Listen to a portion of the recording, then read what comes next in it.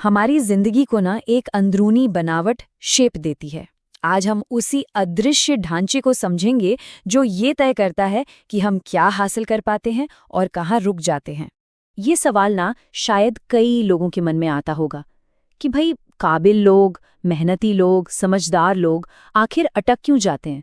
सब कुछ तो है, काबिलियत है, मेहनत भी कर रहे हैं, फिर भी ऐसा क्यों लगता है जैसे कोई अदृश्य दीवार है जो आगे बढ़ने ही नहीं दे रही।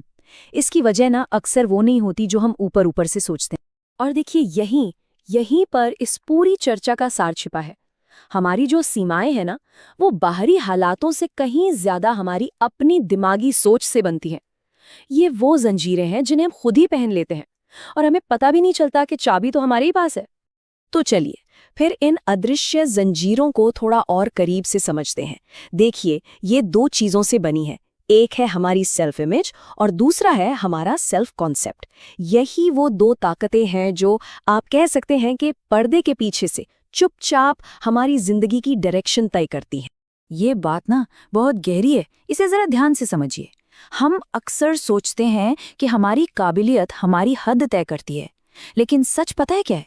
सच ये है कि हम अपने बारे में जो तस्वीर अपने मन में बनाकर रखते हैं ना, हम उसी के दायरे में बंद कर रह जाते हैं, उससे आगे जा ही नहीं पाते। तो सवाल उठता है कि भाई ये सेल्फ इमेज और सेल्फ कॉन्सेप्ट आखिर हैं क्या भला? इन दोनों को समझना ना बहुत बहुत जरूरी है, क्योंकि यही हमारी पहचान की नींव हैं। तो चलिए एक एक करके इन्हें डिकोड करते हैं। अच्छा, तो सबसे पहले बात करते हैं सेल्फ इमेज की, मतलब आत्मछवि। ये ना एक तरह की भावनात्मक तस्वीर है।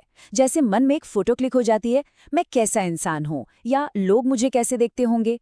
और ध्यान दीजिए, ये असलियत नहीं है, ये सिर्फ हमारी अपनी एक सोच है, एक परसेप्शन है। और अगर मन ने ये मान लिया कि अरे मैं तो कमजोर हूँ, तो फिर देखिए हमारे सारे फैसले, सारे काम उसी सोच के हिसाब से होने लगते हैं। अब सेल्फ इमेज से भी एक कदम आगे और ज्यादा गहरा है सेल्फ कॉन्सेप्ट। ये सिर्फ एक तस्वीर नहीं है, ये तो विश्वासों का, मान्यताओं का एक पूरा का पूरा सिस्टम है। ये उन सवालों का जवाब है जो हम खुद से पूछते हैं। मैं क्या डिजर्व करता हूँ? मेरी हदें क्या हैं? आप इसे एक मानसिक घर की तरह समझ सकते हैं, जिसके अंदर हमारी पूरी जिंदगी चलती है। तो यहाँ पर इन दोनों के बीच का फर्क एकदम साफ हो जाता है। सेल्फ इमेज क्या है? हमारी इमोशनल तस्वीर, जो मूड के हिसाब से या दिन के हिसाब से बदल भी सकती है। लेकिन सेल्फ कॉन्सेप्ट वो हमारे गहरे विश्वासों का सिस्टम है, जो बहुत पक्का होता है और असल में वही हमारी जिंदगी की दिशा तय करता है। तो अगला सवाल जाहिर है, ये इतने पावरफुल विश्वास बनते कैसे हैं? कहाँ से आते हैं ये? इनकी जड़ें ना हमारे अतीत में हैं, हमारे बचपन में। ये हमारी जिंदगी का वो ब्लूप्रिंट है जो जाने अनजाने में बहुत पहले ही तैयार हो चुका होता है। सोच कर देखिए, बचपन में सुने गए शब्द, हमारे माता पिता का व्यवहार, दूसरों से हमारी तुलना, स्कूल में जो हमें लेबल मिल जाते थे और वो शुरुआती नाकामयाबियां, ये सब ना बूंद बूंद करके हमारे मन में एक विश्वास की शक्ल ले लेते हैं। जो संदेश हमें बार बार सुनाया जाता है वही हमारी सच्चाई बन जाता है। और ये एकदम सटीक उदाहरण है कि बचपन की प्रोग्रामिंग काम कैसे करती है। सोचिए, जो आवाजें पहले बाहर से आती थीं, तुमसे नहीं होगा, वो अब हमारी अपनी अंदरूनी आवाज बन जाती हैं। ये हमारा इनर क्रिटिक बन जाता है, एक ऐसा आलोचक जो अंदर बैठकर हमें हमारी पुरानी पहचान में ही कैद रखना चाहता है। तो ठीक है, ये ब्लूप्रिंट बन गया बचपन में, पर सवाल ये है कि आज ये हमारी जिंदगी को कैसे अफेक्ट करता है।